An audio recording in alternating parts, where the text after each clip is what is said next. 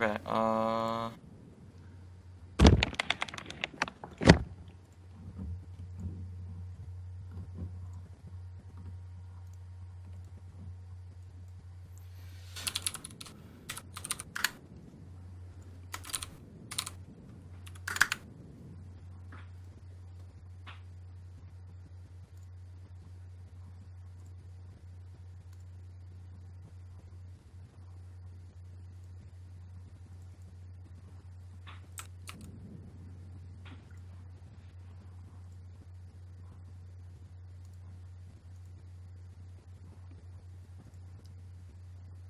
alright, it's running now. Can you see my screen, right?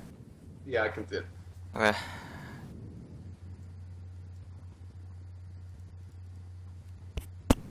And you can hear me? Yep. Can you hear me okay, or? You're a little low.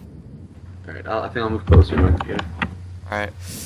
Trist, okay. Gonna fix the thing. Do not disturb. Window capture. And then, window capture to set to properties on. Well, actually, it doesn't matter, but yeah. Because whatever you see, I'll see too. I said lock on here. I'm gonna turn off, I'm gonna lower the sound. Because I don't like hearing the sound as we watch this. Gonna adjust this. We stay locked. Nasus is top, Vagar's mid, Vayne is here. Okay, so both bot laners are an all-in based bot lane. So you have a Leona with Ignite, and a Vayne. And then you have a Blitz with Exhaust against a Leona with Ignite. So the benefit from you taking Exhaust is that you can screw over not only Vayne, but you also look at the team comps. The Blitzcrank, this is a good disengage based team comp. You have your ults, you have Blitzcrank, you have Lee, and you have Lux, and you have Gangplank's ult. A lot of disengage. Whereas, and you have your ult too. But during team fights, you don't want to go in until you've taken out the front line.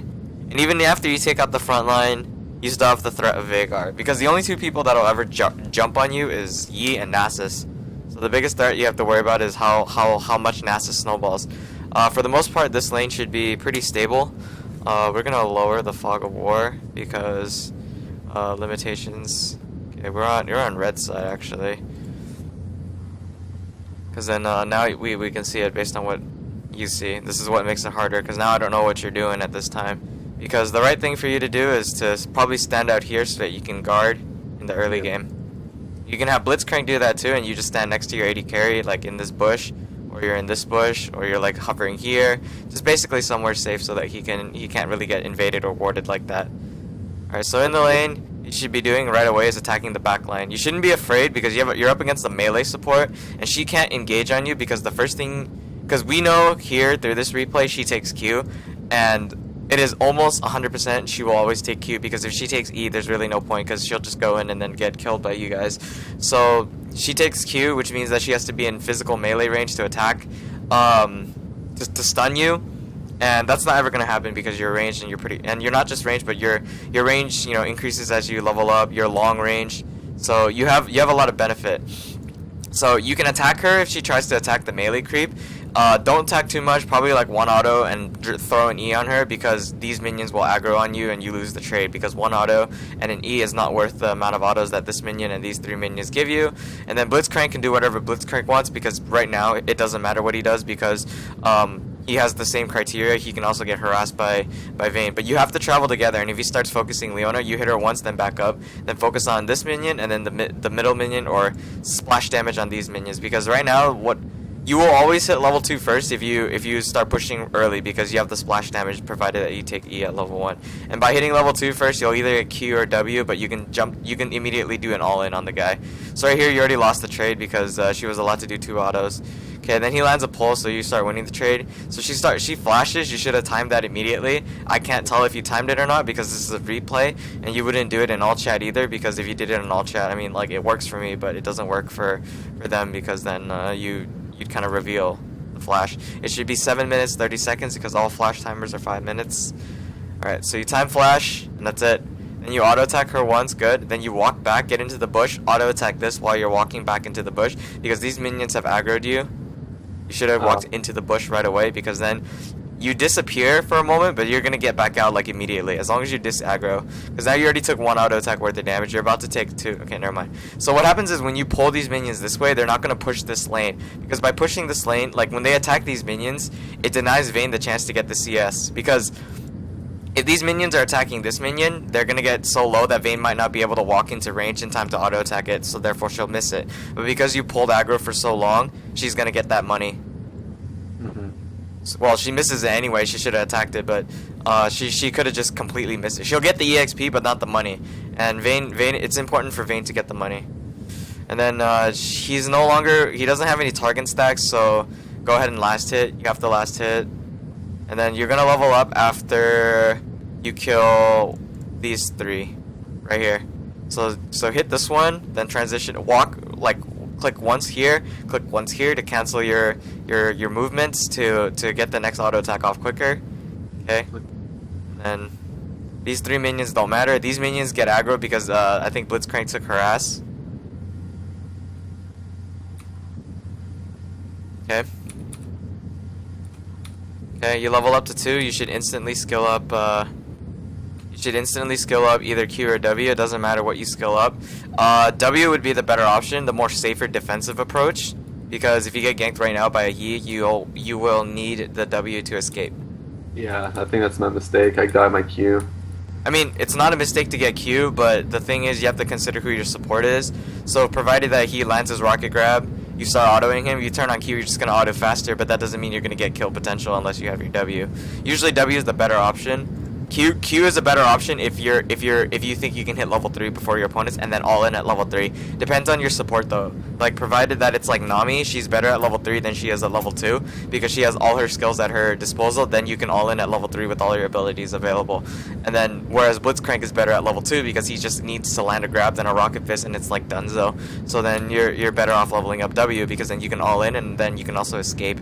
Usually W is the better option. Q is not wrong, it's just that the better option is based on whatever your support is.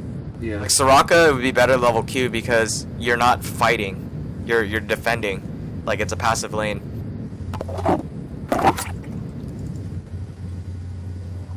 This ward right here is not necessary. Okay. At this exact time, it's not necessary. Reason being, like once you kill this cannon minion, it is then necessary to place a ward there. Reason is because you can't afford to lose it, and you drop lane pressure the moment you left lane. He's not moving because he assumes he's in this bush because the bush is bugged. But okay, if he misses that, you guys have to back up because it's his only form of initiation. He's also running out of mana, so it's really bad. And the way you're doing this, you're pushing the lane when it's not time to push. See, you warded this because you're expecting a gank to happen, but you're still pushing. You know what I mean? Like you're not supposed to do that because if you push and you expect, it means that you should, if you're gonna do this, at least push when you're level 3 because then if a gank occurs, you can escape. But also know that your Blitzcrank, like he might not be able to escape because he doesn't have a natural like a hop. Yeah. So it's harder for him to do things when he doesn't have a hop. So therefore the best option is not to push. Plus when you guys try diving under tower, they're they're safe under their tower. So it's really hard for you to actually do anything in general. Your goal is it's good if you attract attention down to bot lane, but you have to be able to know how to channel that attention. Like if Yi ganks you and his gank is successful, then you don't know how to deal with ganks because you just got ganked and like you didn't do anything about it. Whereas if you allow him to gank your lane, then safely escape and play around it and waste the jungler's time, you know how to play around a gank. Because if you make him waste his time, because every second for a jungler, if he's spending time like sitting still, waiting for a gank, he's losing time because he could be farming instead. Especially if it's Yi, because he's a devourer based jungler, and you know he's gonna be a devourer based jungler because it's Yi. Like just assume based on his item, based on his kit and who he is, it's a devourer based jungler, which means that if you assert pressure in your, there's two options. You can assert pressure in your lane, but Lee Sin has to be next to you, or you can just play passive. Because if you assert pressure in your lane, it means that you're forcing Yi to come out, but that would mean that you have to know how to deal with the ganks in general. So if you shove like the way you are now, you have to shove And you only have 2 dimensions because you can't just keep the lane frozen in the middle because you're Trist. So you shove it all the way because you're Trist. That's 1. 2, you're drawing the jungler out of his jungle because that means he loses Devour stacks because you're applying pressure. Or you're playing so passive that you'll push the lane, but it's not going to do much, and then you're just going to escape a gank. So you're either running away from ganks when the gank occurs, or you're shoving to the point where you're drawing attention. And then, of course, your other laners also have to do the same thing, because Gangplank right now is asserting pressure against Nasus, who needs all the help he can because he's a late-game carry. And then Lux is doing the same thing because her early game is better than Veigar's early game, but Veigar's early game outscales the late game. So if every lane's winning, or winning in terms of the way they're pushing, then you can draw the jungler's attention somewhere. So the jungler shows top, right? What you can do is, who cares about what you ward? Because if he's up there, that means he's not down here. What's the biggest threat that can happen? Nasus has teleport, but he's getting ganked, so he can't teleport because he'll get killed. So what's gonna happen? You can play aggressive. You have to look at the map constantly for this, though. And what I'm seeing from what you're seeing is because I don't know if you're going to be able to pay attention to this and at the same time look at this. That's why I need point of view. Anyway, so what you can do is you're just going to start autoing a lot. And then back up, yeah. And then push. And then after this wave, you can back. Cannon minion's fine. Yeah, you have enough for pickaxe and a boot, or pickaxe and some potions. If you would choose to stay, you'd best last at everything, because right now you're even, and that's not good. Yeah. Because if you're even with someone who can only have single target focus, then that means you're behind. Because Triss pushes a lot, and I get that you'll miss CS, but there are some CS that you shouldn't be, like this one right here. He salvages it for you. You missed that one. Like, you missed a lot. I saw you miss like 4 earlier, and that's only the ones that I kept my mind on. So you gotta work on your CSing, because CSing is it's a lot huge thing. Because the way a person calculates how close they are to Trist is that Trist, if you're Trist, you add 10 to your opponents, and if you're ahead of them as Trist, then you're officially ahead of them. So if you're at 37 and she's at 25, you're only ahead by 2 technically, because that's how it works, because you're technically missing CS because Trist splash damage ruins you. Yeah. All right. Now the thing with this is that you know that this lane is still being pushed, and Yi was just top. So the likely scenario is that he will be at base, or he's close towards his bottom side of the jungle.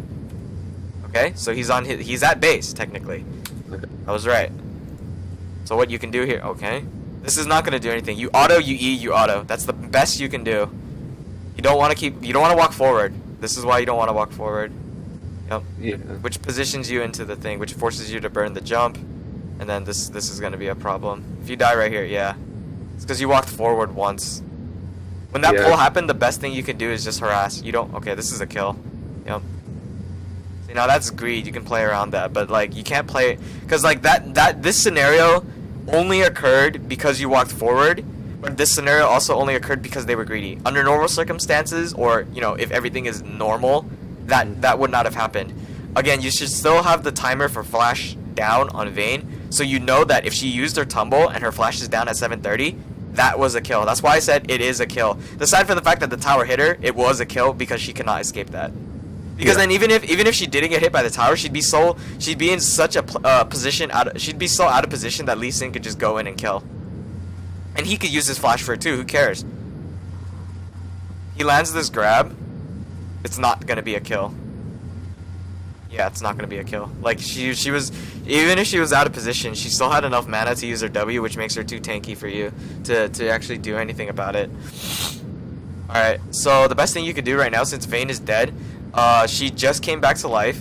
You have to shove this lane. You gotta E as many minions as you can because you want to back, like right now.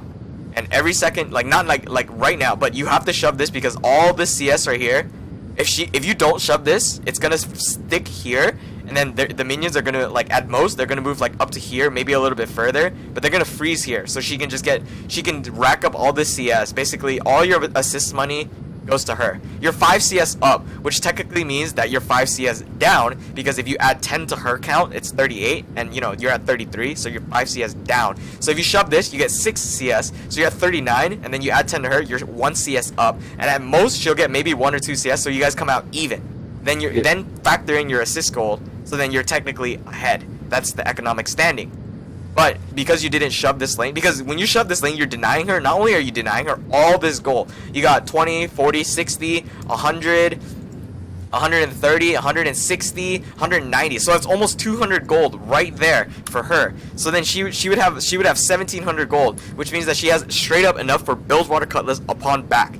She could have had Bilgewater Cutlass if she killed this wave. She came to the lane, kills this wave, then goes back. She buys Bilgewater Cutlass. That's huge power for her because that's halfway done. She only needs 1800 more for Blade of the Ruined King. Whereas if you kill these 6 minions right here, you already have BF Sword. You would already have your BF Sword. If you lasted a few more earlier, you would also already have BF Sword because this is roughly about like an extra 100 gold.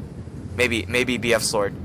Theoretically. 20, 40, 60, 90, 105. So yeah, you'd roughly have enough for BF Sword. If you got the kill, it would be BF Sword. But if you got 4 or 5 more CS from the earlier stages of the game, you would have enough for BF Sword. And this is why CSing is so important, because after all this and your decision to back now, you don't have an your last hitting abilities earlier prevents you from getting your huge power spike of plus 45 or 50 damage, whatever it is, from BF Sword. So that's a minus. So now you're forced to be a low economic player and you have to play based on pickaxe, which means that you lose 20 damage, which means that you're 20 damage weaker than you should be. So you push this wave and you don't get a single last. Okay, you don't get a single last hit. Yeah. So you're at the okay. You got 2 technically, but you're at a standing in which you don't come out ahead. Now Leona gets this, and then Leona and Vayne share this, so they get all the EXP, they get all the gold split among 2. So it's like so much benefit. Like all this right here, even after that she died, she does not fall behind. In fact, she just hits. She in the support at level 5. So they come out even. Like right now, this lane, like she should not tilt technically. Like silvers and veins and stuff. She should not tilt as a player, right, because she comes out ahead in gold compared to what you come out with. And then is that 1 mana pot? That looks like it's 3. Fine, that's fine. 3 health pots. That's fine. Let me fast forward this. The benefit is that I can do this for replays. God bless. All right, let's get back to lane. Okay, don't touch. Okay, you lost the creep. Yeah, hit, and then that one's gone because that's the splash damage problems. One more and pop. Oh, you missed it. Cannons are more important than anything else. Okay, auto E her and then like back up. Auto E auto if you can. If you have good ping, you can do it. Okay. Because like you just cancel in between your movements and it's pretty straightforward. Eyes on Vayne. Not on Leon, okay? Auto, E, auto. Don't jump until you see the opportunity to... Did you jump? Yeah, you jumped. Yeah. Okay, so the thing with the jump is that, like, what I mean, like hold your jump is because, like, look at the timer, right? Remember why I said it's so important to time your flash? It's been 37 seconds. She hasn't flashed to this day. We don't know that she has flashed yet because when she got ganked earlier, she didn't flash. Or, no, she died. She didn't flash. Then Lee Sin came and nothing happened. So she doesn't have her flash. Then she came back to lane. Then you came back to lane after you backed. And she has not flashed for any reason at all. Like Lee Sin didn't come. Lux didn't come for a gank. So therefore, she has not flashed. So therefore, she has it. So that means that you want to wait for it. So you play it out, right? She lands a grab. Pop. Auto, W, auto.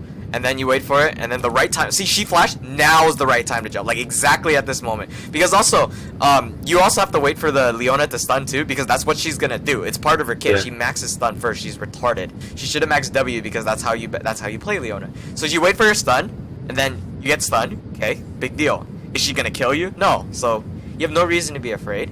You hop in, you slow him because the impact will slow him for sure, and then she has nothing. She has tumble later. Then you can kill her. Or you won't kill her, but you'll severely damage her. So she'll have to back, or if she's crazy, she'll stay in lane. But if she stays in lane, that means the jungler's coming. So instead, yeah. So since this happened and you didn't wait for the flash, we'll move to the next scenario. Just target Leona. Don't walk forward as you target her. Don't walk forward as you target her because you have these 3 minions that you need to focus on. Your priorities lie here. Okay, good. Because now you have wasted all that extra time walking back when you could have just changed the minion lane to being frozen. That minion died, so she lost 20 gold. Or 15 gold. Good. She's getting zoned. Don't follow. If the grab lands, go ahead and continue.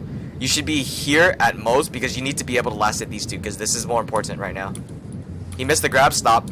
Don't go any more further. and just switch aggro onto these minions because they're more important. Because look at his mana, right? His grab costs what, 100 mana? So if he has no mana, you have absolutely no reason to ever follow. So just focus your attention on this, because this is more important than this right now. Because at this point, he missed his only form of catching somebody. She has no flash, sure. You don't know if she doesn't have heal yet. You probably didn't time it. You probably didn't even see it, because it's hard to see when it comes down to it. It's hard to see the heal. It happens. For her, she also might not have flash or anything. But knowing that, either way, he has no mana, so therefore you should not engage and just focus on this one. Hit this, then switch aggro to this. These minions will go forward, and then if you guys start trading, you guys win the trade because all these minions will aggro onto them, and then they're forced to play under tower, and then suddenly Lee Sin could come by because a gank will occur, because a gank's happening right now. Which is why, like, once he missed this, that's why I said you should move back here and focus on this, because your camera is probably focused like right here, and you don't see this coming. And there he is. Like, this is the only reason they'll actually play up is because a gank was coming. Like, I already knew a gank was coming based on the way they're playing. So now you don't have hop. Oh, you will have hop soon. And then he's dead. And then I get Yep. So that's like completely normal for them. Like, it was gonna happen because aside from walking forward, you walk forward too much. Like, that's the thing. It's not bad to walk forward sometimes, but like okay. He flashed down on Yi. Okay, flash down on Leona. Time those. Even if you're dead, don't like shop until you see what happens. Like, if he's coming for a gank, so you got 2 flashes down, 4 minutes 30, so it's about like 1340 Leona F, Master Yi 1410 Master Yi F. And this is super critical, because if he ever wants to come for a gank again, or GP comes and TP's down, or Lux comes and lands a snare, you know for a fact that they do not have flash. Nobody has flash right now at bot lane. So that means that a kill can happen if you catch somebody, if you call for a gank. At this time, the dagger purchase is fine. You just can't get Berserker's Greaves and just go straight for the kills. You need to farm. But the way you farm is different, because you can't just say like, I want to farm only, because action is gonna happen whether you want it to or not. It's gonna happen. Like, you can't force passivity on players, because when passivity is forced, it means that on the other side they're gonna force aggro, which forces you to break your own passive play. Basically, even no matter how passive you are, somebody's gonna break that, no matter how much you ask. The only time that theory never applies is in challenger rank 5s, or just rank 5s in high elo in general. Because when I was doing rank 5s, passivity was forced on both laners because it just happened. Like, nobody wanted to engage on each other, and even when we did, the trades were so even that nothing came out of it. So here's the thing with this. Okay, so you're 1v2 and you should not even be this close. Like, Leona has a skill shot, so you should be like here, like right where these flowers are. And if you can't see those flowers, you should be within tower range, basically. Okay, yeah. So just sit back here, because the lane will push towards you. You'll have to sacrifice 1 or 2 CS for it, but you can't be going this forward. And you can't trade either. You still can't trade no matter what happens. Yeah. Yeah, that was... You can't trade when it's not time to trade. Because the time it's not time to trade, because when Blitzcrank isn't in your lane, you know, you can't do it. Oh, okay. Ulti. Exhaust the Vayne. Why didn't he exhaust the Vayne? You wouldn't have killed him so quickly. God damn it. Alright, that's a kill. Nice. Lee is doing well. The only thing is, if he's doing this well, you're gonna have to set up ganks for him. You can do that easily by letting your lane push like the way it was supposed to. You can like let yourself be dove under tower, because they're gonna do it a lot. This longsword isn't a good purchase. I don't see any item coming out of it that is beneficial to a longsword. Vamp Scepter maybe, but it's too early for a Vamp Scepter. Why did he TP in? He could have just ulted.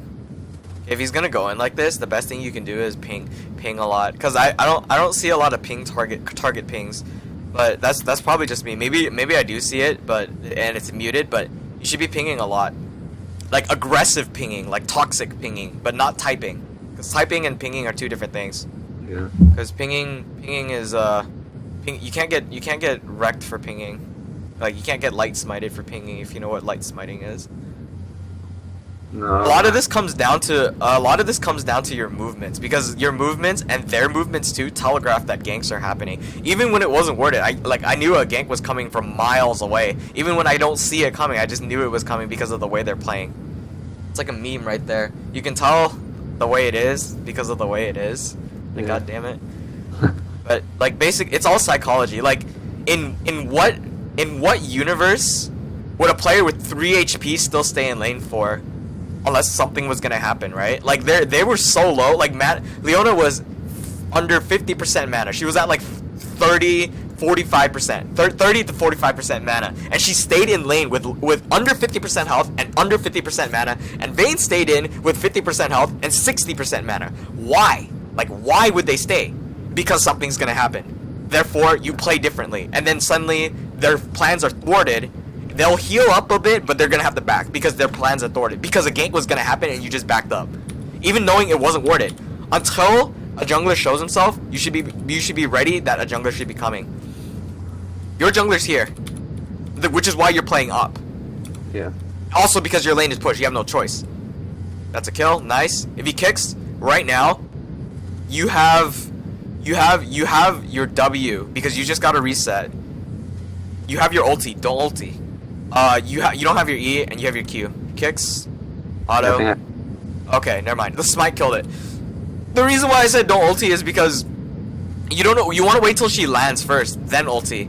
Because if you ulti while she's flying, you don't know exactly where she's gonna land. Because if you interrupt the ult, there's like some kind of bug where if she let me print screen this onto paint. Okay, you can see paint, right? You can see paint, right? Yeah, I can see everything. Okay, so because there's a huge bug, because it happens a lot. So brush. Okay, your red side. So she was here, and Lee Sin. Oh Jesus, blue and red.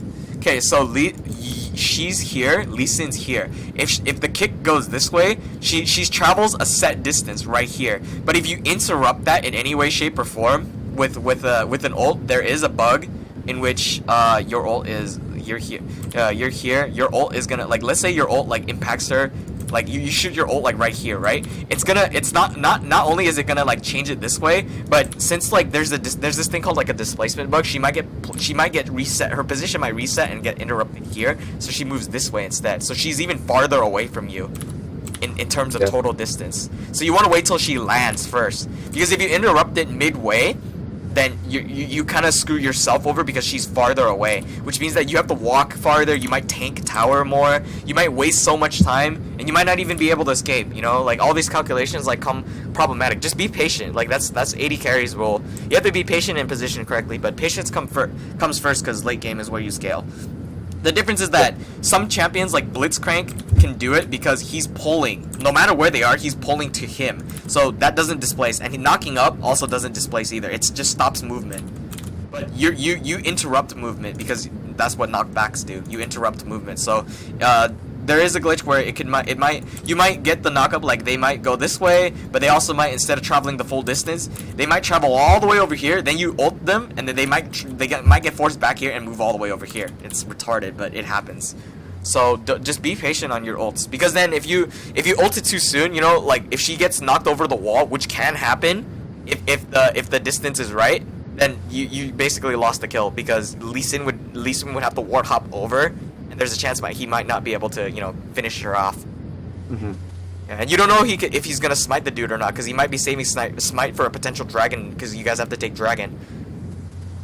ZZZ. You don't have enough gold for anything, but you can't stay.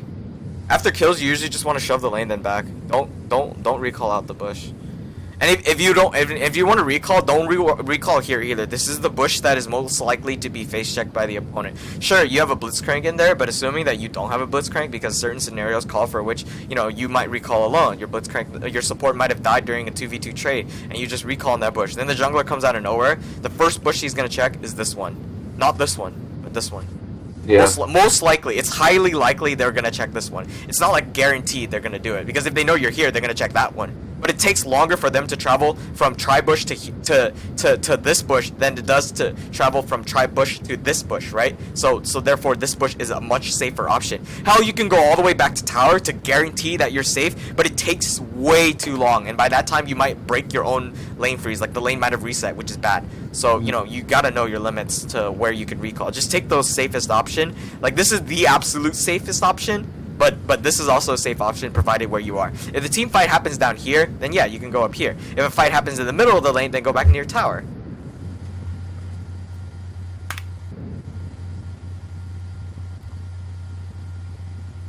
Let it go.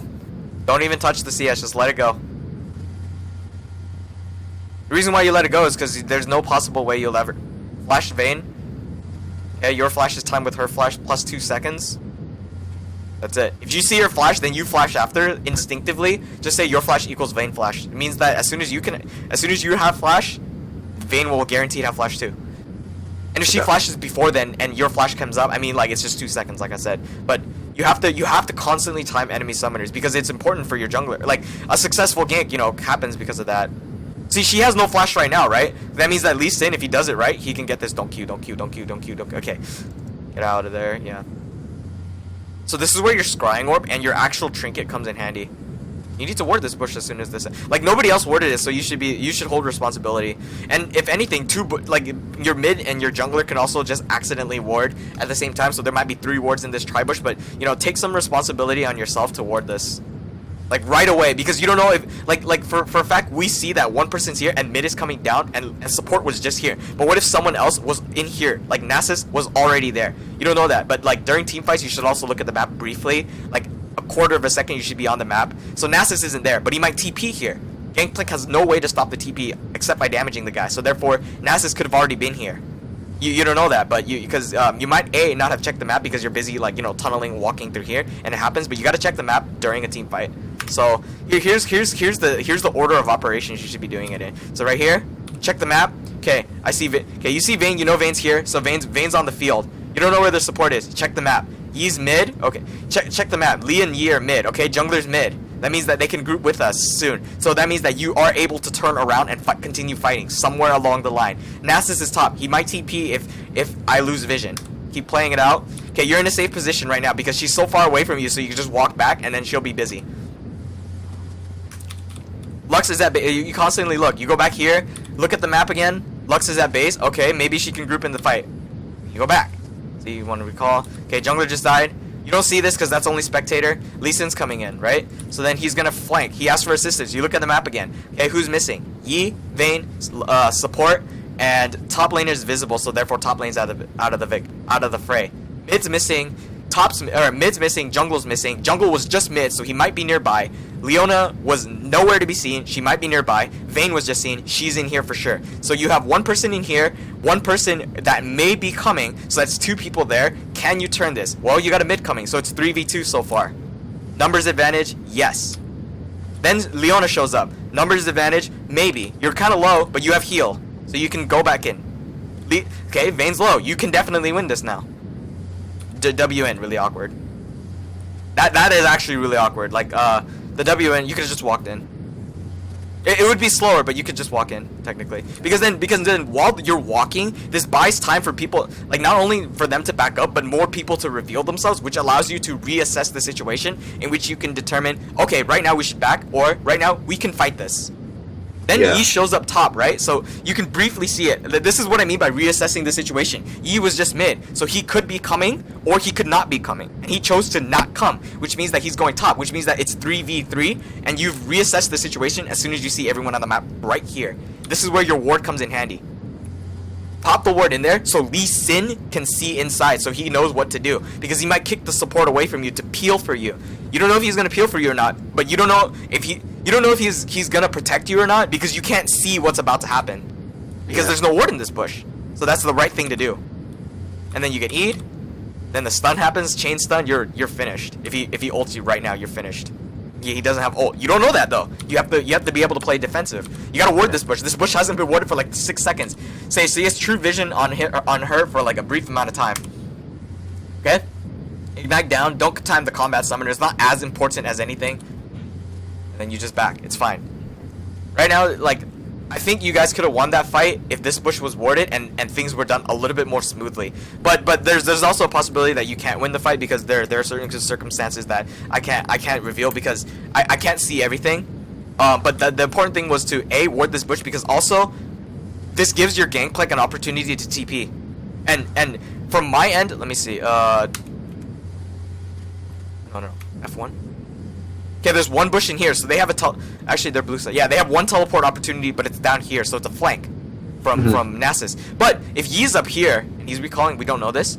If Yi's up here, because the last thing we knew was that he was still up there somehow, somewhere along the line. So that means that if he's up there, this is the best opportunity to do dragon, which is why you should. Okay, this is awkward, but you should kill this as fast as possible, back, buy, and then go to drag, because right now is the best time to do drag if Yi's up here recalling. Because by the time you get back there, you both are gonna be there, and you know you could have done that. But we don't know that he was still up there, so this is awkward. Pop, she's donezo. Oh, not yet. Flash Vagar, no flash. Okay, kill. Dragon immediately after. You need to back. Okay, you're already recalling. That's good. Donezo. Okay, go to drag immediately. Ping it. If nobody's calling for drag, which is the best option right now, you should call for drag. The best option would have been just to do drag, to be honest. This mid tower is really awkward as a call because they're not fast at pushing with Lux low on mana like this.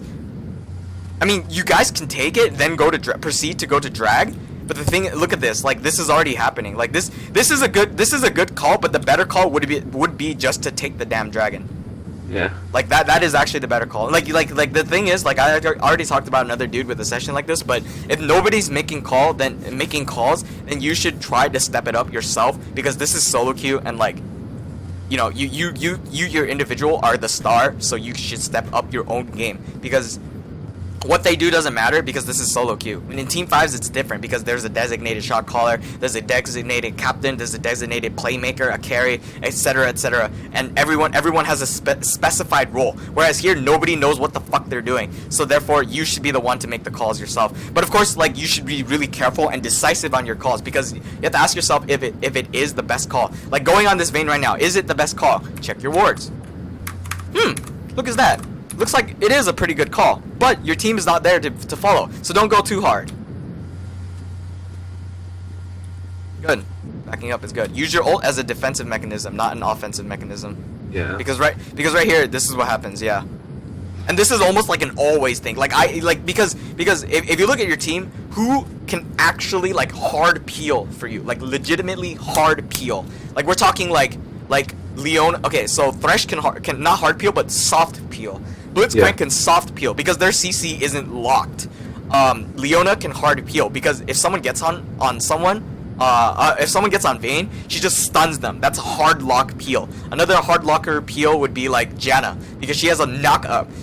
And she can blow them away. So that's a knock back. Alistar can hard peel too, but Blitzcrank can pull them towards you. That's not what you want. He can pull them towards him if he's away from you, but then that would mean that he's far away from you, so it's not really a hard peel because it's really a dangerous peel.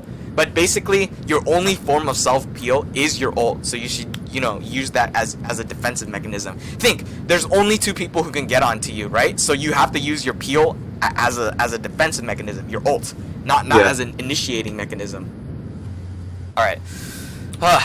Because this is like, because playing defensive is not wrong. Like how the fuck can you justify playing defensive is wrong? You know, except like when you're in a lead, even if you have a lead, playing defensive is not the wrong idea because you can play defensive while being aggressive at the same time. It's just a different way of approaching it. All right, come. Yeah. Yeah. And this is where you need to itemize scrying or. Okay, you got it. It's on cooldown. ZZZ. The reason was because there's not a lot of wards being placed, so you have to use long range scouting because you can't face check. You yourself cannot face check because you know you're AD carry, you're vital to the team. And then work on your IE because you need to get that thing as soon as possible.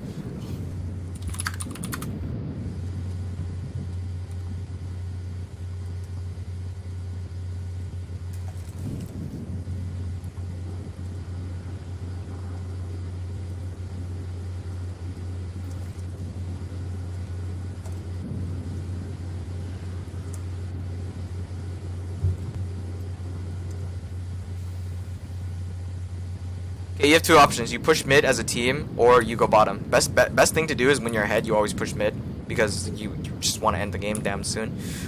Big thing here. Oh my god. If he continues, okay, go on him. Don't jump. Oh fuck. So now he already queued, right? I can't tell, but yeah, he already queued, so just go ham on him. Jesus. Scrying orb or a ward, somebody. Like this is super important. Nobody ever wards the bush when they're fighting. And this is also why Sightstone is superior to every other thing.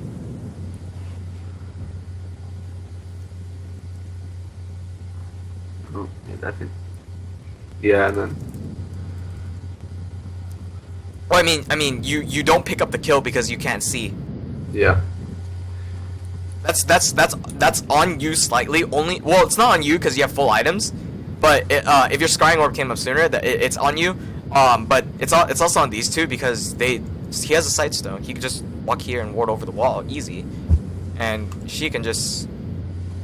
Where'd her trinket? Wait, she just slux. Okay, she used it on here when nobody is gonna enter there.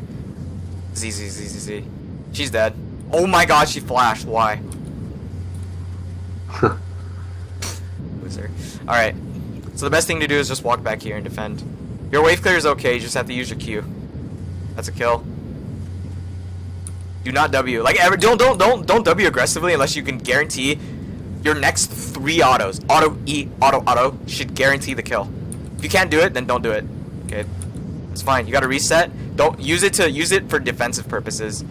But if the team fight is in your favor, winning, you go forward. Yep. That's just a heads up. Like you should be using. Okay. Yo. Okay, that's awkward. Yeah. Flash Veigar. Time that. 4 minutes 30.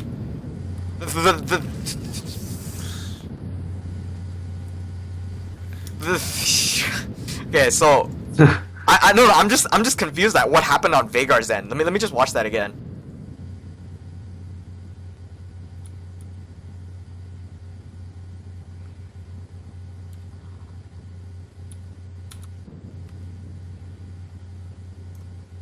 Started walking back. He has no stun. Now he has stun. Okay, pulled in. Okay, so this is awkward. Yeah, you could just stay over here and autoed death. Yeah. But no. Okay, so whatever happens, you still, because the thing is, okay, so here's one issue. You lose mana. You lose a lot of, you lose a decent amount of mana. That's it. It can come to bite you in the ass later because when you're trying to run away. But the reason is because if you're fighting this guy in the fight, if a team fight is extended for too long, you know, you might run out of mana during the team fight. This teleport comes in, he's got nothing. He doesn't have home guards. He's coming from base or whatever, but it doesn't matter. He doesn't have home guard. He sucked dick. So what the hell? Get the kill, leave. Don't do this. What you're doing here is you're following here, right? What would it be the better option is, okay, you look at your CS count. You look at your CS count. You're 20 down plus 10 more, so you're technically 30 down. That's 5 minutes of full farming. 1, 2, 3, 4. You miss all this. Like you're not gonna get this kill. Like look how much your HP, his HP, your HP, his HP, his energy, his mana, your mana. Pretty low. His level 12. 12. Who cares? His level is 12. You're 3 levels down each. What could be better is that you push this lane. And the reason why you push this is because then he has to make an option. Do I keep fighting you under this giant fucking minion wave, or do I just let it go? Yeah. And defend the tower? And it's also more important because then this also gives you, by pushing this, it also gives you an opportunity to back because he's gonna want this minion wave. See, now he wants to do it. He's not gonna fight you because he wants to do this. This opportunity is now, for now. This is an opportunity for you to work.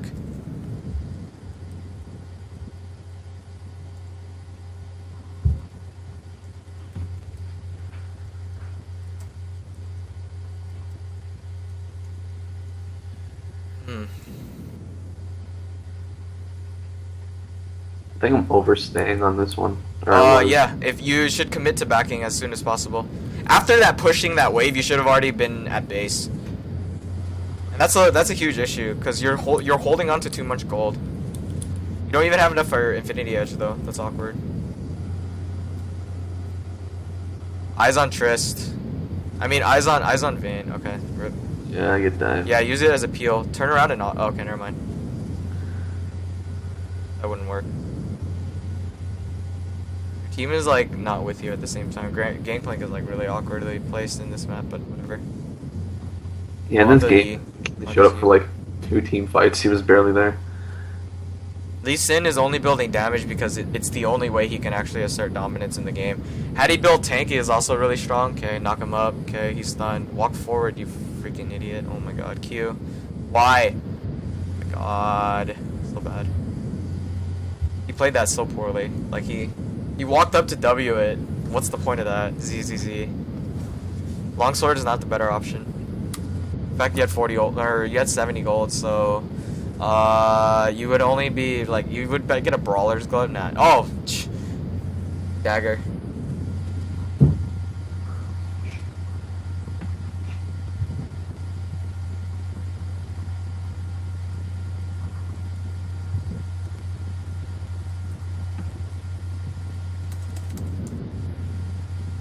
Okay, so right here, it is great to push mid, and always use your E on towers, always, because it helps siege it faster. It's free explosive damage, splash too. But you wanna, your champion is super good at sieging, and Lux is also a powerful siege champion. Don't walk that way. That is a really terrible decision right here. Yeah. The reason why is because you have absolutely no vision, and it's close to their place. Now you burn your choke, then she just has to ult, and then he just gets on you. You have to ult. You have to ult like as soon as possible. It's on cooldown. Yeah, you're dead. The decision to walk that way was not the right idea.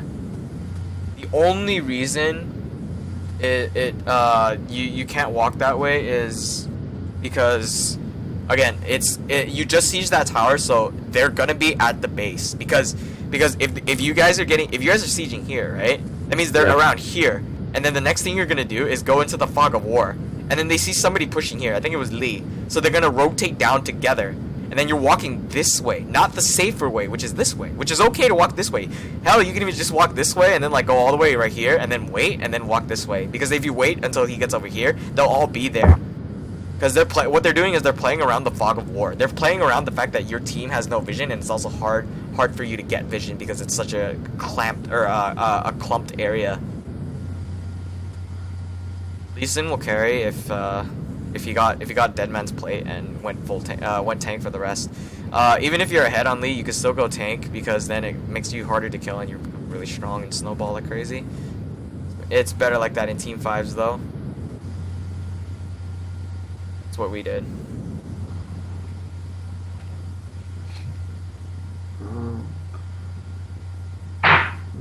Go top.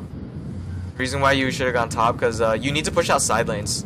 Just like they did, because side lanes assert pressure in in the side, but it forces somebody to respond to the side lanes, which in turn allows you to make an objective based play. Baron, Dragon, mid, which is the only 3 things you get, or siege control of the map in general. That's an objective. Ult for defense in the case that don't get caught by the ult. Okay, never mind. Yeah. I meant by the Lee, not you, but you got caught too. Did you have flash? No, you didn't. You have W though. You can do it, but you'll still get hit by it. You're just gonna be farther away. Jesus Christ! It's just about getting caught like a lot too. See, the side lanes are also gonna generate pressure soon too. So that means that one of you guys is gonna have to get to the bot lane, and one of you guys is gonna have to go to the top lane in order to respond, and then they're gonna siege a dragon. Right now they're gonna siege a dragon because you guys are dead. Then they're gonna go push bot. Somebody has to go bot eventually. If it's you, then they're gonna try to like clump on you or collapse on you after you attempt to clear the wave. So you want to let for the wave push, and if you're gonna go farm that bot lane, at least try to get some wards or something to play defensively. You have to know your damage too. You can't go Vamp Scepter. You want to go Phantom Dancer or Static Shiv. The better option would be Phantom Dancers because they have a tank. They have a tank and a semi tank, which is Nasus. The reason why he's a semi tank is because the semi tank is E because he has a meditate. Don't jump in. Okay. Okay. Shoot. Don't walk forward too much. You have to be able to see yourself. The reason why is because you already because once you get once you get a kill, right, you're gonna jump in anyway. So that's your repositioning. Okay. Kill all those minions. Don't look at anywhere else in the map. Don't chase that van. You lost all those minions. Yeah. Gangplank, yeah. There's huge reasonings why. Because like you're too far, and she has tumbles constantly. There's no point in chasing someone that's that far away. It's like not worth it. Oh my god. Oh my god. What the fuck? Okay.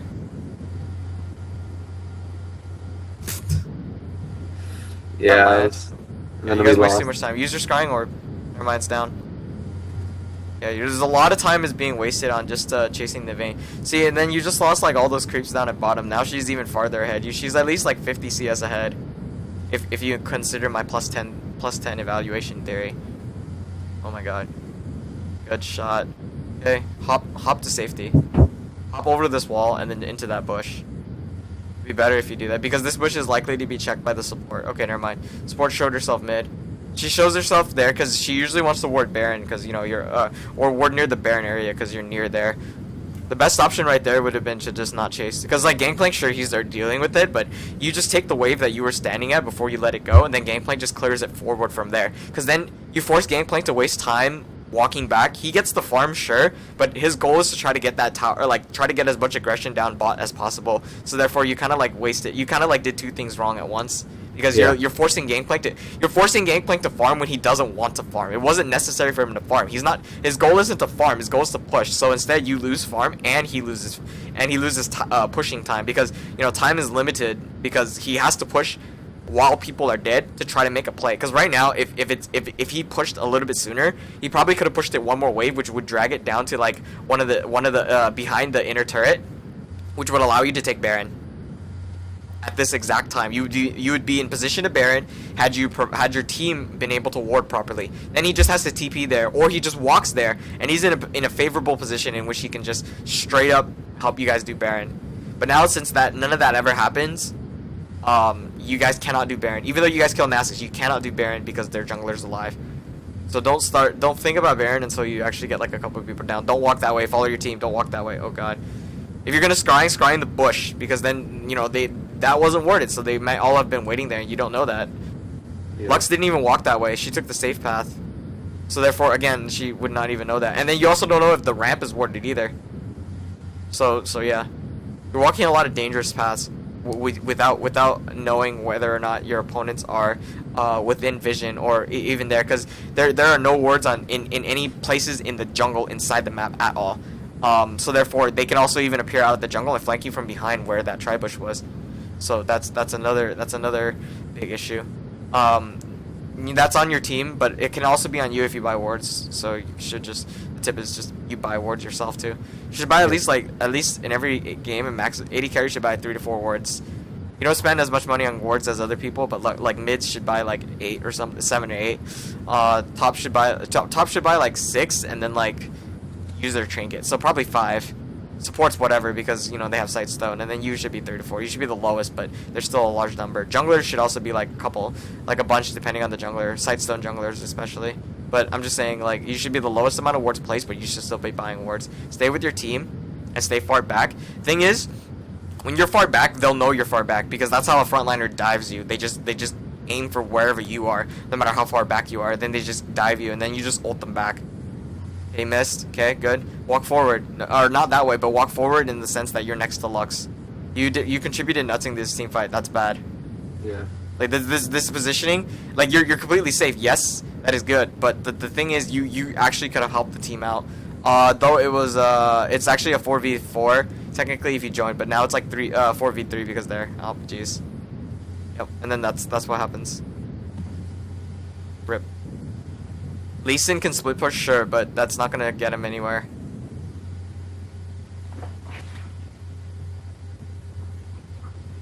No. Yeah, you think he's... No. He's not tanky. Well, he has Randuin's, but that's not enough. He needs Bansheesville or Maw. He's not even getting either. Kick. He already kicked, just kidding. Oh.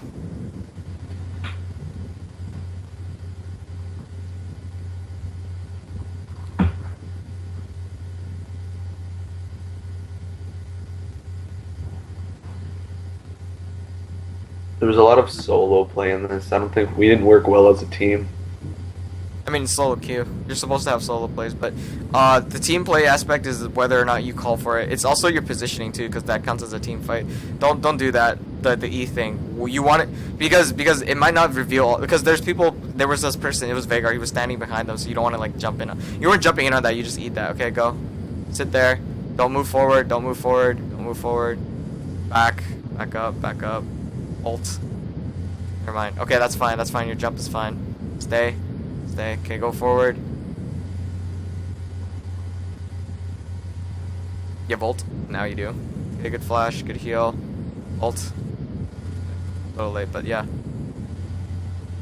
The reason why is because like you gotta say, like, the thing is, the first part of the team fight was pretty good until the stun happened, which zones half of you guys out. That's why I said like hover around there, because if you wait for the stun, you continue to go forward, which allows you to get more resets, and then you can also try to kill Nasus too. You need Last Whisper. Oh, you got it first. Oh, jeez. You need some because you're building damage without building the speed, so your DPS is lower. Your overall raw damage is higher, but you rely more. You need a DPS. Yeah. You need damage per second. Like the more hits you do, the better. DP really? Just lost a 5-minute cooldown. Oh, you don't have enough home guard. Just kidding.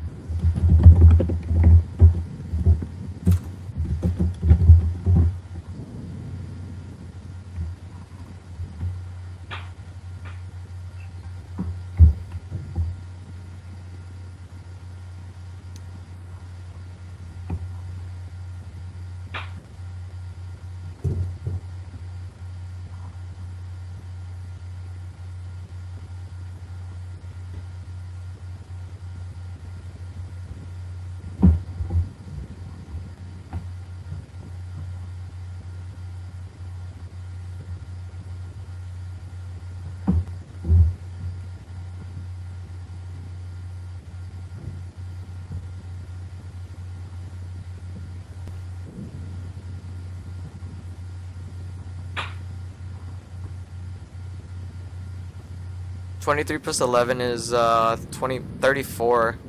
Minus 28 for Phantom Dancer would leave you with 600 gold. And if we add the Vamp Scepter in with that, that's another 800. So that means you would have a pickaxe. So therefore, you would have Static Shiv, Zeal. No, Phantom Dancer, Zeal. No. Phantom Dancer, Infinity Edge, pickaxe for Last Whisper, no Vamp Scepter. That would be the ideal. Or you don't even have to go Last Whisper right away. Actually, no, you can. It's better because they have a lot of they have one armor item, dude. And if they get a second, oh my god, no, support who goes Sunfire. Supports who go Sunfire are idiots. Like even Deadman's play does 1,000 times better. It's like Sunfire's like the worst item in the game. Like even top laners don't even build that shit anymore. Like Shen, I don't give a fuck. Item's garbage. Like Cinderhulk is 1,000,000 times better than that shit. If you ever see a support that builds Sunfire, he's an idiot. Like you've already lost. Like he just wasted that's like he just wasted all the money on like an AP item or something. He's just like worthless player. Don't hit the kid. Your team got Baron. Don't hit the people. Hit the minions. Because with Baron, it's more important to kill her. Lost it. Okay. Eyes on Nasus. W back. Okay. Auto. Turn on your Q as soon whenever it's available and you see someone coming. Auto. Good. That was an interesting peel auto or peel W. Don't W in like that. Well, I mean, you got hit by the stun, but like oh shit. Yeah. But the thing is, you didn't need to reposition it. You have to wait. You have to be a little patient on that too. You don't just like go leapfrog. What the freak? You don't go leapfrog and just hop as soon as it's up. But it's rather that you wait to see what they're gonna do, then you hop, see if it's the right choice. You have to assess situations. That's game knowledge. You just assess situations as they go, and that's what makes a great player. Because it's how well you assess what's happening. Am I behind? Okay, what can I do? You know. Mhm.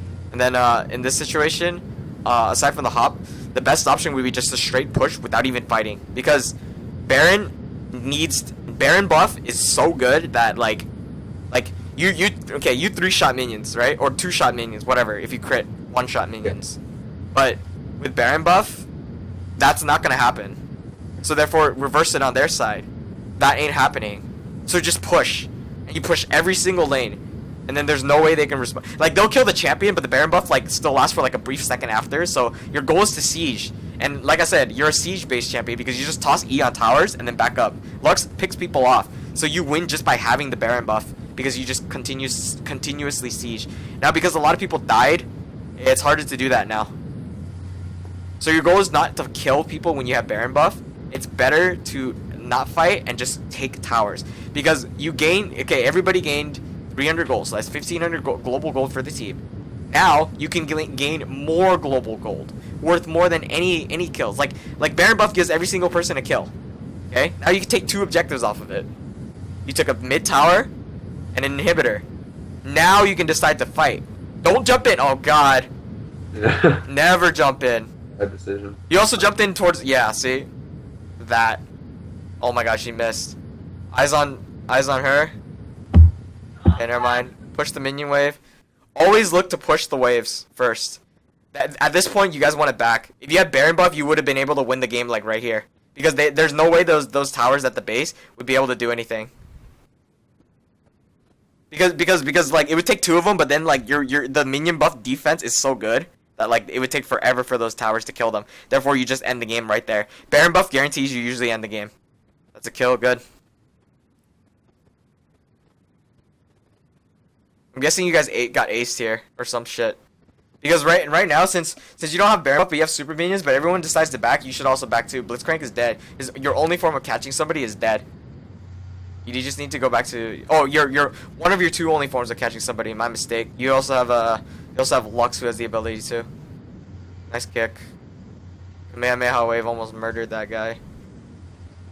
And it drops him down low too, because he has Morale Anomicon. Really? Wow, he built Morale Anomicon on that champ, Veigar? You don't do that. Oh, fuck. Alright. Yeah, you're jumping in a lot to combat. It's like 4 or 5 times I've remembered, but like you can't really do that. It's at first it's used to reposition in terms of defense, and then after you get a kill on the most important targets, assess to yourself, who else can get on me? So then you just kind of play like process of elimination. If Nasus and Yi are dead, you can go ahead and jump forward because there's nobody that can get on you that would make you jump backward. Get it? Yeah. Yeah. So like that's a little. Basically, you play defense first before going offense. Now you have enough items for enough money for the good items.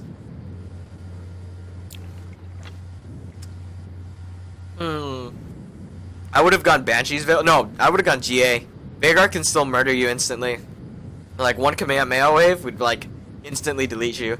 So GA would be a better option than BT. But BT still exists as a good item. Shoot it. Shoot it. I was telling him in chat I already had red. Oh, no, you need to reset your red as soon as possible. Oh, okay. Your red's gonna die. You're most important to have red. You're consistent DPS now because that you just got like a shit ton of kills, and Lee Sin's ability to not deal damage in the late game instead as it works as a peeler means that you are the most valuable champion in the entire game right now on your team exactly at this particular instance in time. Basically, you're MVP right now, so you need everything you can get. And then yeah, see what I mean? Like yeah. Then once you get caught, you lose because there's no more damage. Nobody has damage. And you just goes ham. Fuck. Oh my, 720 no scope Q? And you're all fucked. Leave! Leave! Gangplank and you, why'd you go forward? Also, that's why I said GA too, because that's important.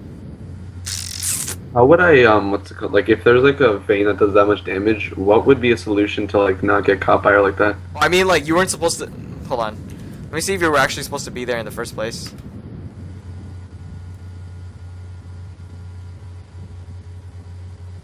Yeah, you're not supposed to be up here in the first place. The reason why is because you're not a wave clear based champion.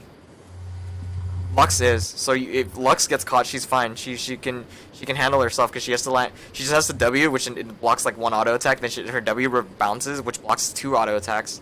So then she survives, and then she binds, and then you kill her. The reason why you're also not supposed to be there is you want to see where everyone is first. This is the patience thing, especially like the moment you get caught at this late in the game when you're this fed. It spells trouble because it's towards the end of the game. Like in like 75-minute games, like in like LCS or something, if one person gets caught, like so much can be taken out of that. Then compared to Yeah. at 20 minutes when someone gets caught, it's fine. Because it's no big deal, because not really much can be taken out of 20 minutes. Like, you can't get a Nexus turret at 20 minutes compared to when you can, compared to 38 minutes, because the death timers are longer. So, because the death timers are longer naturally here, you're in more trouble if you get caught here. The other solution is if you do get caught, GA, like I said, defense over offense, in every way, because because when you're ahead, people will tend to kill you more. So when you have the defensive items, you know, it's nicer. It makes you harder to kill. Therefore, you stay alive longer. Therefore, you deal more damage over time because you're a longer lasting champion.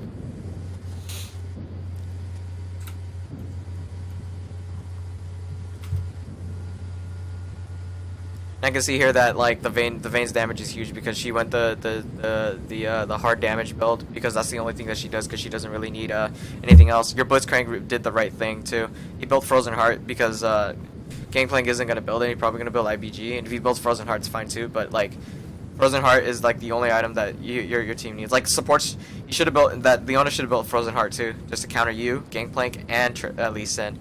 Would have been the perfect item to destroy all you guys in terms of speed. Like, you gain speed, then that means you lose more speed. Like, shit. Yeah, the Baron's not the best call. You can't see everybody. If you can see everybody, the Baron's the best call. Right now, you see nobody. He's getting screwed. Heal him. Damn it. Okay. Good. You might want to ult. Okay, that's good. He's really fast. Okay, that's good. You might want to run. You might want to reposition yourself. Good. Gangplank got caught. That spells trouble. That's probably a Baron. Unless Lee Sin can steal it. Then this is the Nasus is now in late game stage, so that means that if you get caught, you die. This is where GA is even more important to have. And I've already stressed how important having GA is. I believe it costs less than BT, so therefore you would have probably had it. I don't know. Yep. In theory, of course. But GA is just that important. Lol. You didn't even smite. Suck. Oh my god. Oh my god. I don't know why she goes back in, but Try to bind, but that doesn't really, yeah, it's fine. If she dies, you lose. Lee Sin 50-second death timer. This probably spells trouble. We have 2 minutes left anyway. Oh my god. Good. It's fine, that's fine. You saved her life, that's fine. Oh my freaking god. Oh my god. You see what I mean? Like, you see that shield though, right? Like, it blocks one auto, then comes back and is ready to block a second auto. Even if it's crit. It's fucking huge. She got Zonya, she'd be like so strong. yeah. Yeah, and the thing with Lux is that you need to stay near her too. Because she's not only is she also backline, like you are backline too, but if you stay on top of her and she tosses a shield, you get it too. I mean, shit. It's not a form of peel, it's just a defensive mechanism. But you can use it to your advantage if you position right, of course. Tristana does take a lot of micromanaging. Oh my god. You can win a duel with her. As long as you can see her. If she ults, this is where somebody, oh jeez, nobody has room for a pink ward. When you buy your BT, you get a pink ward. Only if it's against Vayne and if you're confident to duel her. Don't walk into it. Like, don't do that, because if they all like flashed on you from the other side, you'd be screwed. Hell, Veigar could just flash ult you and you wouldn't be able to respond because you got caught, like, in that stun. It's just the same, because you have no vision, and I can see that your team has no vision in general. From this replay alone, you guys have no vision, like, for sure. And if they had vision because he cast the stun, and he was right there because, you know, he cast the stun, which means he's nearby. Fucked. Never mind. See what I mean? She'll survive. The one way to get, like, if you catch her, she has to, oh, Jesus. She has to die. Q. Be careful when you're chasing. Use your scrying orb. Use your scrying orb. You have to see her. Oh my gosh. And that's the reason why you use the scrying. Oh. Yeah, it's probably game, actually. Yeah. Yeah, it's actually game. No, the reason why is because, no, hold on. Why were they able to get there without your team even knowing? Why was this area not even controlled? You have two scrying orbs. Your Gangplank could have been able to scout it himself. His barrels could have been able to see shit. This, like, the thing is, like you have one half of the jungle warded, but the other half isn't warded, which is awkward as hell. Which allows them to do shit like this. Yeah. At the same time, your scrying orb was also placed too late, in which you scouted, you saw the Vayne, but you didn't see the Nasus, and the Nasus was in between the wolf camp, like somewhere between the wolf camp, because that's where he came from, and where you scrying orbs. So you didn't technically see him because he didn't have the true vision on him for like the few seconds that you used your scrying, which means that he like either snuck around it or your scrying was misplaced. But your scrying should be instantly used because she walked in like the most retarded, like she walked forward instead of running backward. And so I didn't think that there would be anybody there, but like it's also kind of wrong to assume that because solo queue is weird. Also, Nasus could have used TP, which he didn't. But yeah, Jesus Christ. Oh, well, that's it. That's the end, right? It just closes off completely. Yeah. Yeah. Do you have any questions on based on mechanical play? Like mechanical play is just like aside from the CS stuff, because you could definitely have CS a lot better in the beginning, which would allow you to buy BF sword, which would allow you to get an earlier power spike when you guys stomped the bot lane earlier.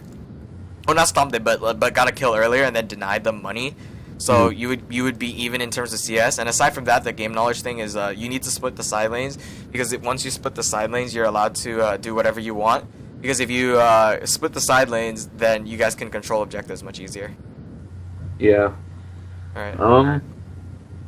So just pushing a lot more, and instead of chasing, kind of like knowing what the situation is, and sometimes giving. It's not just knowing what the situation is, because situations occur that can't just be written on paper. It's how you deal with the situation that's about to happen and what's currently happening, and how what's currently happening is transitioning to what's about to happen. Basically, like situation A will transition to situation B or C. How do I deal with B and C? And how fast you process that changes how you play, and then like you can completely change like little team fights, which would lead to big objectives, which would lead to you getting a gold lead, which would lead to you snowballing out of control. Okay. Yeah. So that's just how it works. And then there's the jumping thing. You're kind of just like tumbling forward. It's like the same thing if you played Vayne or Callista. You're going forward rather than staying defensive, then going forward. Because patience in your positioning matters, because as AD carry, if you step out of position even for a second, the juggernauts or the front line or whoever can initiate on you, or whoever can just do a point and click CC ability on you, they're just gonna do it. Like if it's like let's just say that the mid laner was not Veigar, instead was an Annie, she'll just flash on you and tibbers you. That's how when I play Annie in high or low elo, or even Annie bot, when if you ever watch Annie bot, he does the same thing. If he sees that AD carry is directly out of position and has just used her jump, and nobody on his team has died, he's just gonna flash ulti right away, just lock him down. Then the team like, hey, look at that, and then they delete the target. And if the guy doesn't have GA, which is because the right option to do is just build GA because they have a deleter on their target on their team. Then they win the team fight because the AD carry's down, and the team fight skewers in their favor.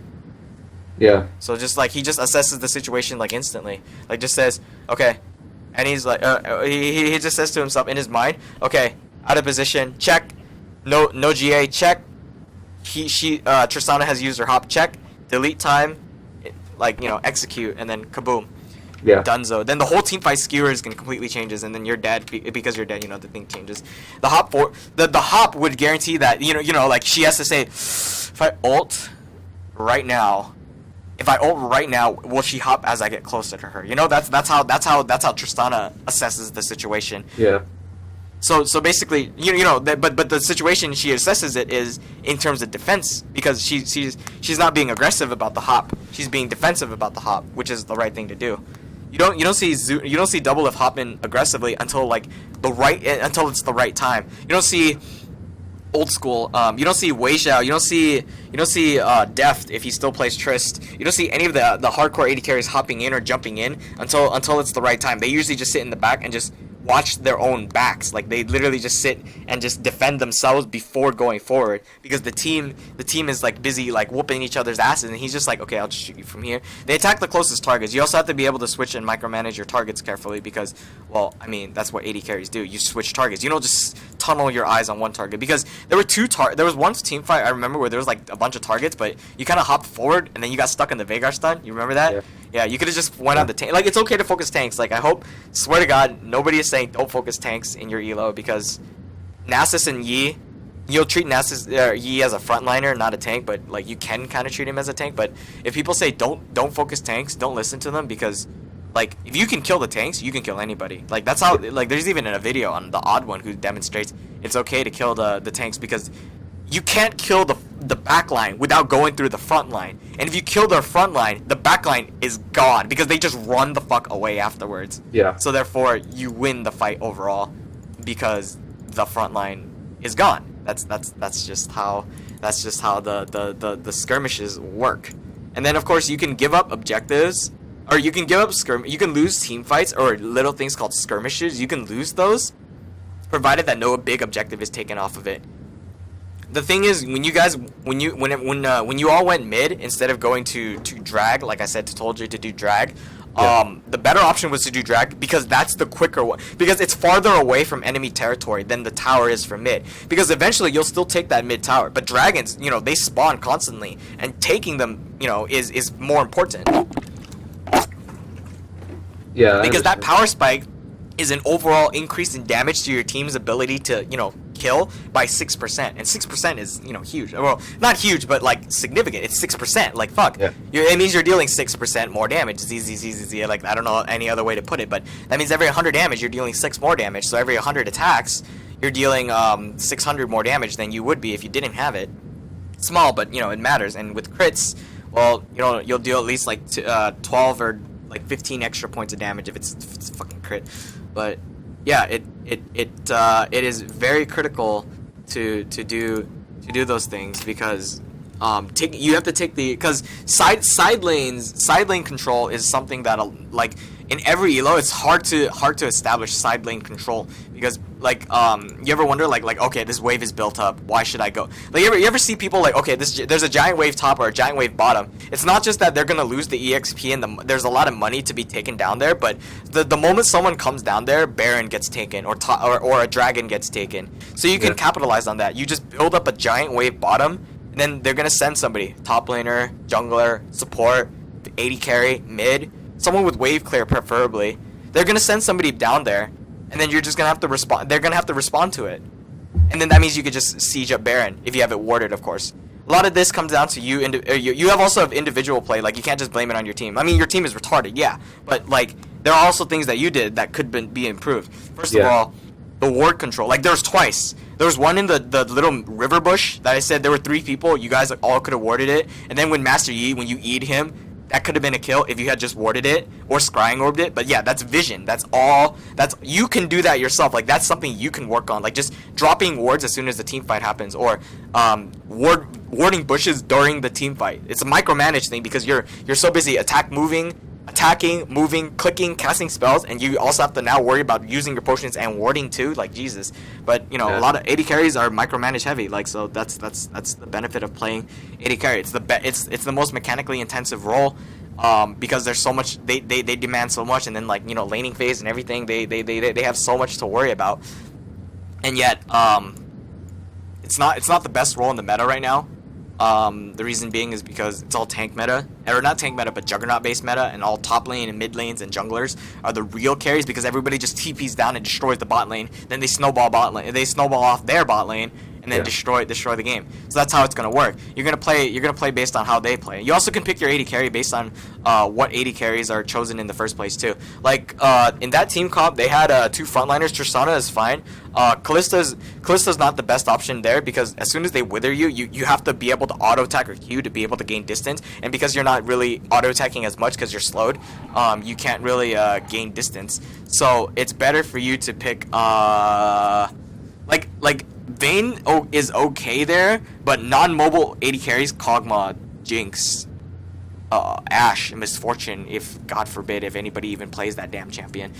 Those champs are not supposed to be played in a team comp that can jump on you. If you ever see a Master Yi, you want an escape-based champion. A good champion is Ezreal, for instance. He is a really good kiter because he's constantly using his essence flux, and it doesn't go one way. Like a hop is very one-dimensional. Like it goes one direction, whereas the essence flux, you don't know where exactly, because like when someone sees a Tristana hop, it's gonna go like this. They'll know so they can intercept it midway. Essence flux, they'll expect it to go this way, but you can also go this way to gain distance, so you can dodge a skill shot. So it's a random, but it's not as far as the hop, but it's still a gap closer, which allows you to make plays with that. The thing is, he's a more mechanically intensive AD carry. He can hard carry games, but like there's a limit to what he teaches you is time limits. Another AD carry you could have picked is Corki, but again, time limits.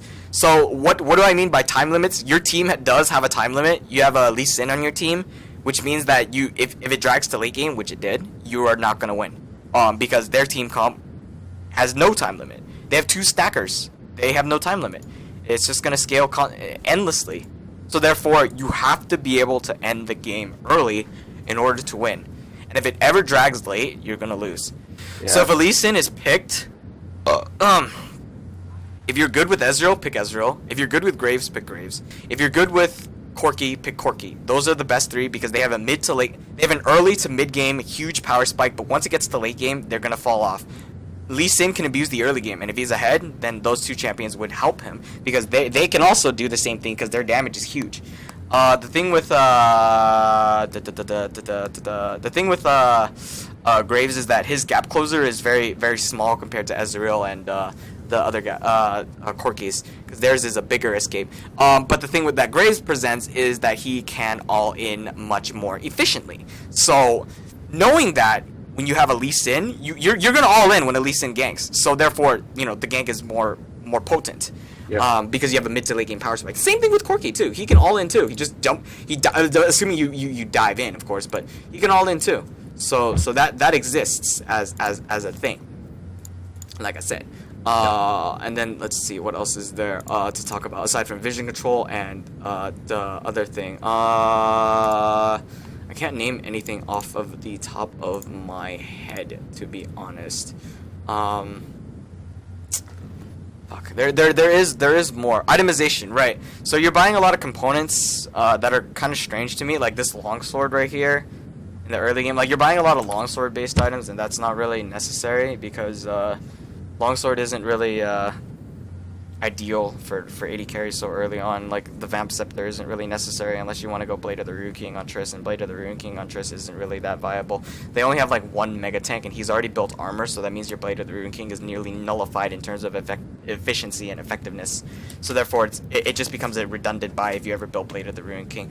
And then of course Phantom Dancer, because you have to cut through the tanks. Static Shiv if you're ahead, because then you could just rush it towards your next item. Plus, if you're looking to group, also you get Static Shiv because you also have an Lee Sin, so Static Shiv would have been a good idea if every single player was ahead at the same time. And then be patient on your ults, be patient on your W's. If you're using your ult to kill, definitely be patient because you might leave them with 1 HP, therefore you lose the kill. And then be patient on your jumps, especially when you're going forward. Use it defensively first, then use it aggressively. Because if you use it defensively to reposition yourself and you somehow had an influence in the team fight, you'll get a reset, then you could just hop back in, right? Yeah. If you hop out to play safe, then your team gets a kill, you can just hop back into where you were before. Or you can even reposition yourself like here and hop even further than where you were before. Therefore, you gained a momentum of distance. So therefore you come out on top. Yeah. So basically like, defense. So yeah. What's up? No, you were saying something? Oh, no, I was gonna say, yeah, instead of going forward, getting caught, and then I don't have anyone to like help reset my E or my W. Yeah. Because if you go forward and don't reset your W, you kind of just lost your only method of escape. Plus, you can also join it together with your flash too. Because if you flash back and then they still if you ult them back and they still get on you, then you flash back and they still get on you somehow. Then you can just W back, or you can just W back and then flash back and use your flash as a defense. You can use your flash aggressively only if you're really confident in the amount of damage that you'll do, and that only works if you really, really know how much damage you're gonna do. Like if you can guarantee, like you just look at how much damage you do and say, okay, I estimate that I should kill him in 2 auto attacks. I'm gonna flash forward and get 2 auto attacks in. If you can't do it, then don't do it. Okay. Because flash, you're running flash on F. Some people run flash on D for defense. Get it? Lol. But flash for you can use flash as a turn in an offensive way or a defensive way. It doesn't matter. Okay. Yeah. And then of course building defensive when you can build defensive when you're ahead, because when you're ahead they're gonna likely focus you more because you're a more valuable target, because if they kill you they can get objectives, so you build defense so that you keep yourself alive, so that it's harder for them to kill you because they're gonna want to kill you. That all makes sense. And if you're behind, you want to build damage because then you're gonna be trying to catch up. But this is never like a set in stone thing, because okay, so Lee Sin will always want to build damage if he's ahead, and defense at the same time if he's ahead, because he has a limit on his time, but also because if he's ahead, he wants to build tank because it's harder for him to get killed, and he wants to build damage because he has to snowball his only chance of being ahead. So you building both at the same time, it's kind of hard for him to do it. But a champion like you, you built damage like Last Whisper, but you that's not really, that's raw damage without speed. You know, damage is nothing without speed. Yeah, you're not an AD caster, so you gotta consider how you itemize too. Last Whisper wasn't necessary because the only person who had armor was him. You'll focus him, but like it's okay because your crits are gonna do as much as piercing through this thing. You can pierce through it later. Right now it's just focusing on the crits. So the speed comes first. I would have purchased the Phantom Dancer and not a Vamp Scepter and just go straight for my pickaxe.